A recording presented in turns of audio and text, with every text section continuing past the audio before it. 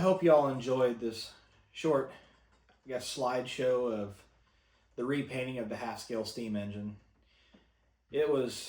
All this was done in probably about 2.5 weeks. So we did it extremely fast.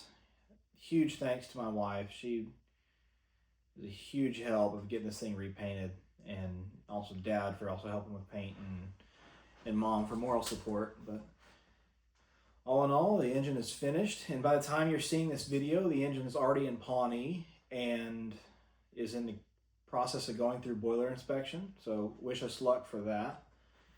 And we'll be gearing up and getting ready for the show. So maybe we'll see y'all in there at the show, and just, it's been a long 2.5 weeks, lots of very little sleep.